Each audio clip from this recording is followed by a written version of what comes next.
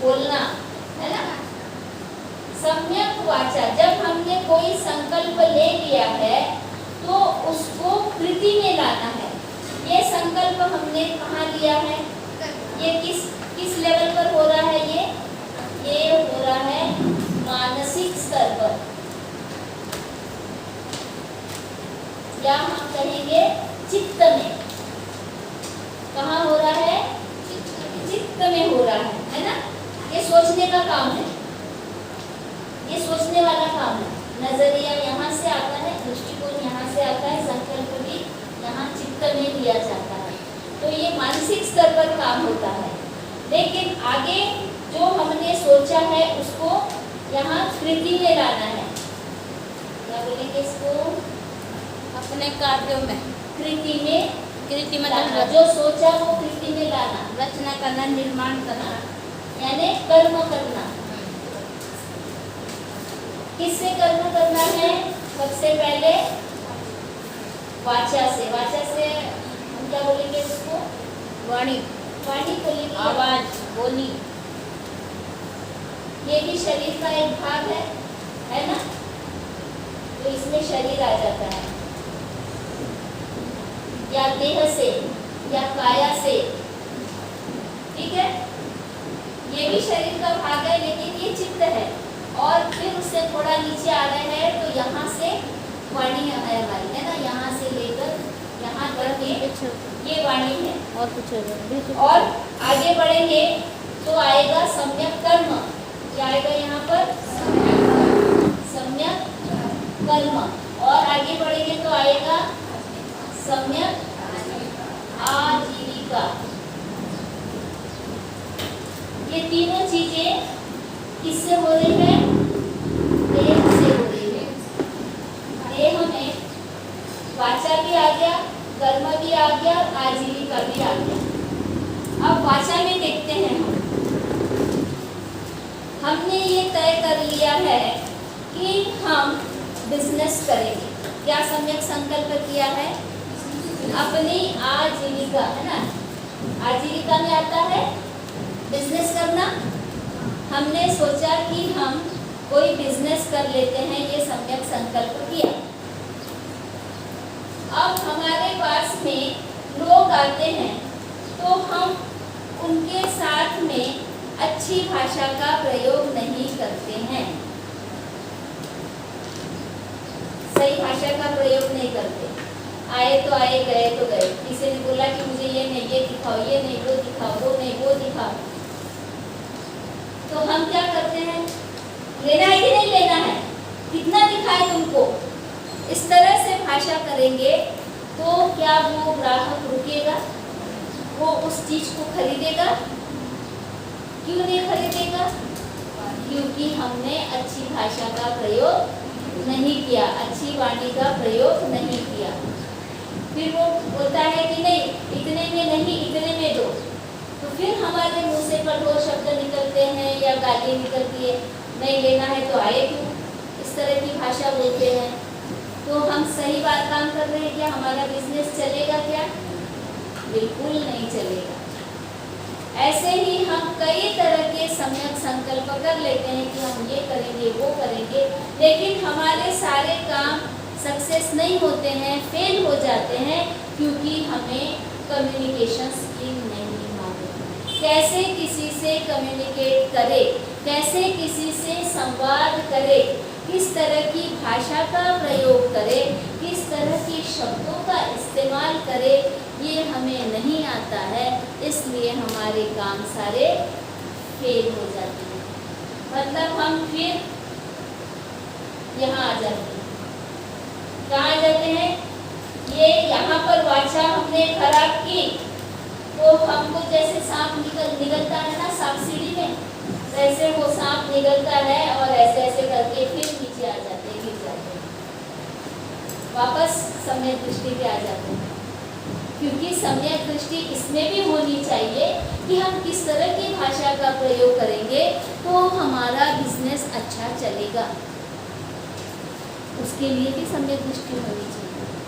लेकिन हम अहंकार में आते हैं, घमंड करते हैं और अच्छे से बात नहीं करते हैं, तो वो सांप जो है ना, अपयश बोलते हैं इसको, अनसक्सेस, वो सांप हमें निगल लेता है, फिर नीचे पटक देता है, हम फिर पहले वाली सीढ़ी पर आ जाते हैं। ये सब सीढ़ी जैसा ही है अष्टांगिक मार्ग।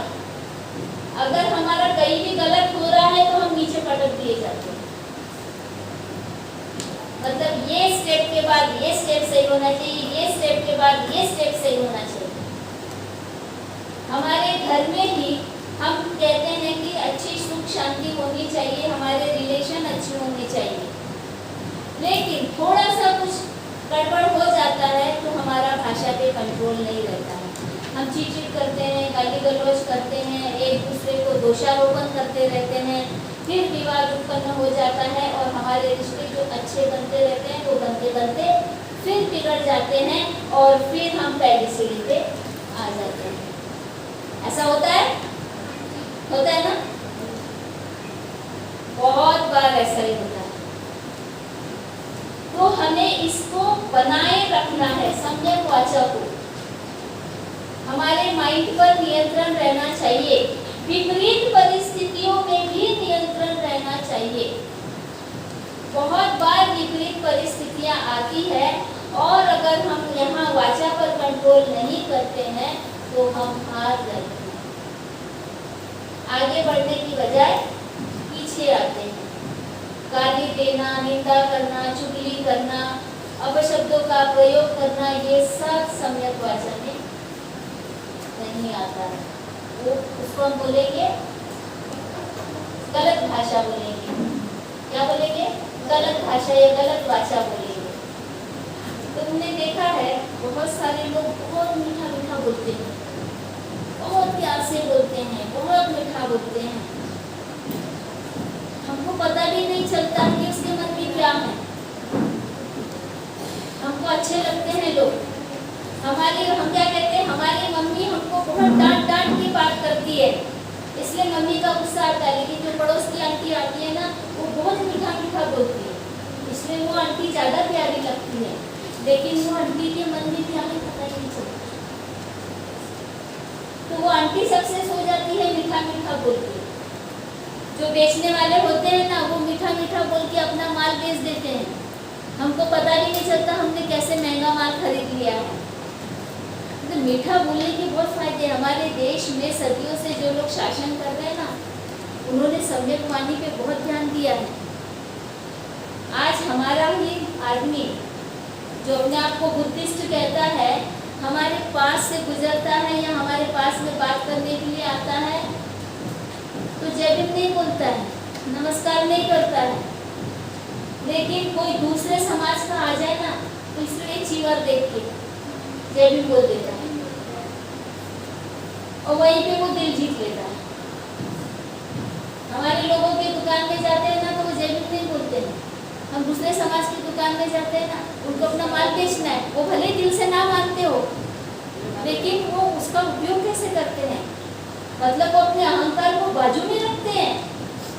अपना धंधा करने के लिए धंधा चलना चाहिए, इसलिए अपना अहंकार बाजू में रखते हैं और देख लेते हैं कौन कौन से समाज से आ रहा है। अच्छा ये बुद्धिस्ट है तो उसको जय भीम बोलेंगे, नमो बुद्धा बोलेंगे। कोई मुस्लिम भाई आ गया दुकान में तो अस्सलाम वालेकुम बोलेंगे, कोई सरदार जी आ गया तो सत श्री अकाल बोलेंगे। मतलब उनको मालूम है कि अच्छा बोलेंगे तो हमारा जो माल है वो बिकेगा। और हमारा खुद का ही व्यक्ति होता है ना, वो इतना अहंकार युक्त होता है कि वो अपने अहंकार के मध्य में अपने से बड़ों को वो जय भीम तक नहीं बोलता है, नमस्कार तक नहीं करता है। तो सम्यक वाणी या अच्छी भाषा का प्रयोग करके अच्छे अच्छे लोगों ने इस देश पर शासन किया है। मुझे याद है मैं जब आम्बेडकर यूनिवर्सिटी में पढ़ रही थी महू में, तो वहाँ पर एक ब्राह्मण प्रोफेसर थी। मैं पूरे परिसर में घूमती थी, कई अपने लोग मिलते थे, लेकिन बात करना पड़ेगा, जय भीम बोलना पड़ेगा, नहीं काट लेते थे। लेकिन वो प्रोफेसर जो उम्र से मेरे में बहुत बड़े थे, बूढ़े थे, वो इतना झुककर मुझे जय भीम बोलते थे, इतना झुककर। वो 65 70 के करीब उम्र के व्यक्ति ब्राह्मण, लेकिन इतना झुककर मुझे नमन करते थे, जय हिंद बोलते थे। और क्या वो मेरे से ज़्यादा पढ़े लिखे विद्वान बोलते थे, बनते जी आप मुझे कुछ सिखाओ, बनते जी मुझे बुद्ध की कुछ शिक्षा बताओ, इतना विनम्र हो गए। स्ट्रेटजी है। आज हम संघ में देखते हैं बुद्ध के समय में सारे ब्राह्मण लोग ही गए थे कि बड़े विनम्र होते हैं, वो दूसरों की सुन लेते हैं। वो स्ट्रेटजी होती है, उनको ज्ञान लेने की इतनी ललक होती है कि ज्ञान लेने के लिए वो झुकते हैं। और हमारे कैसे, मेरे घर में इतनी किताबें हैं, इतनी लाइब्रेरी है, मुझे बहुत मालूम है, मैं बहुत किताबें पढ़ता हूँ, तो मैं क्यों बिहार में जाऊँ और क्यों भिक्खू को सुनूँ, क्यों भिक्खुनी का सुनूँ, यह अहंकार है। तो वो बात भी नहीं करना चाहते हैं। लेकिन जो व्यक्ति विनम्र होता है उसकी वाचा भी सम्यक होती है। फिर वो अच्छे उद्देश्य से बोले या बुरे उद्देश्य से, उसका उद्देश्य सफल होता है। आप किसी भी उद्देश्य में सफल होना चाहे तो सम्यक वाचा का प्रयोग करना सीखे। अभी यहाँ पर भी हम अगर बहुत ज़्यादा डांटेंगे तो आप तनाव महसूस करेंगे, लेकिन उसी बात को हम प्यार से बोलते हैं तो आप रिलैक्स हो जाते हैं, सुन लेते हैं। यानी कितना फर्क पड़ता है ना वाणी से। कोई बहुत कर्कश आवाज में गाना गाएगा तो कैसा लगता है, चिल्ला चिल्ला के गाएगा तो सिर में दर्द हो जाता है, लेकिन कहीं से किसी की सुरीली आवाज आ जाए तो बड़ा अच्छा लगता है ना, उसकी तरफ आकर्षित हो जाता है। तो सम्यक वाणी या सम्यक वाचा हमारे उद्देश्य को सफल बनाने में बहुत उपयोगी है। अपने घर परिवार में इसका सबसे ज़्यादा उपयोग करना चाहिए ताकि हमारे घर के लोगों से हमारा मैत्री भाव मजबूत बने। घर के लोगों से मैत्री भाव बढ़ाना है ना,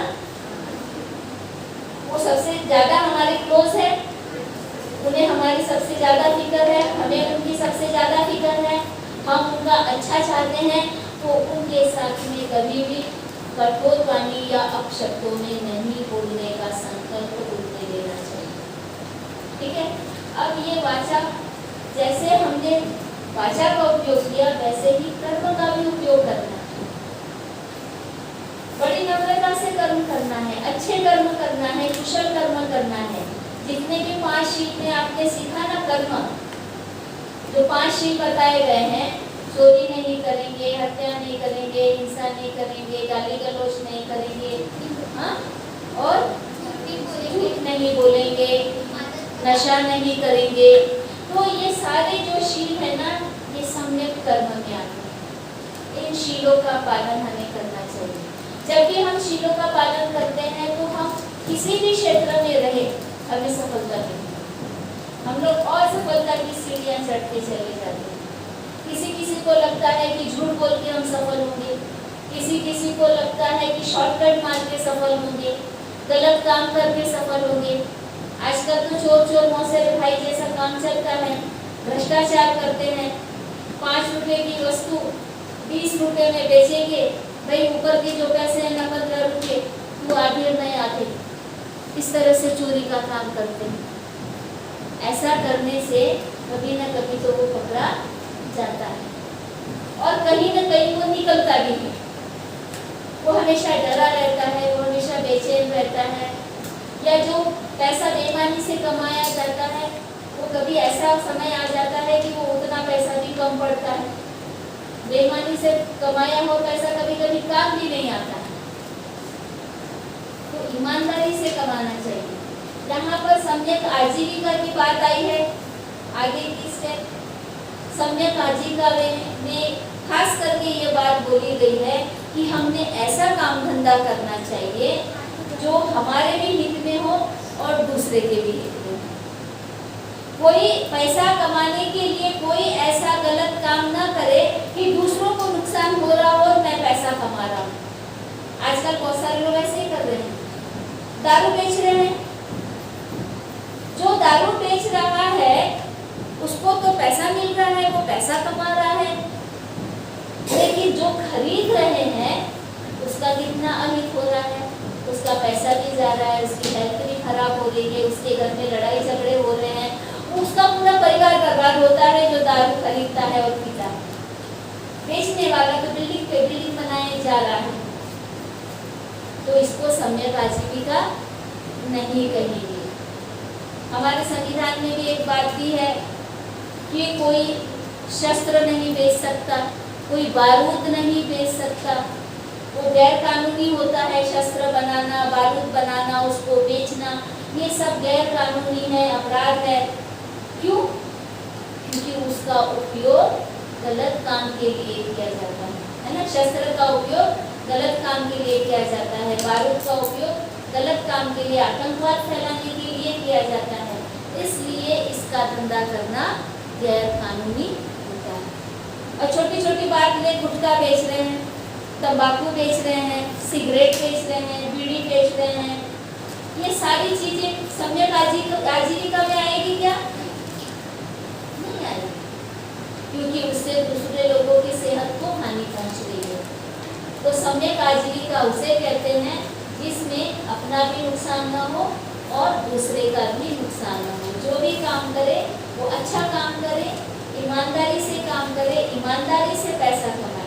जब भी आदमी गलत रास्ते से पैसा कमाता है तो वो सुखी नहीं होता है, वो हमेशा चिंतित रहता है। अगर कोई चोरी करता है, चोरी से वो अपनी आमदनी कमाता है, तो उसके पीछे हमेशा पुलिस लगी रहती है, उसे हमेशा पकड़े जाने का डर रहता है।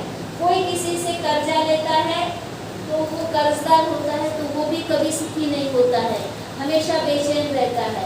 फिर वो कर्जा चुकाने के लिए और गलत गलत काम ढूंढता है और गलत रास्ते ढूंढता है।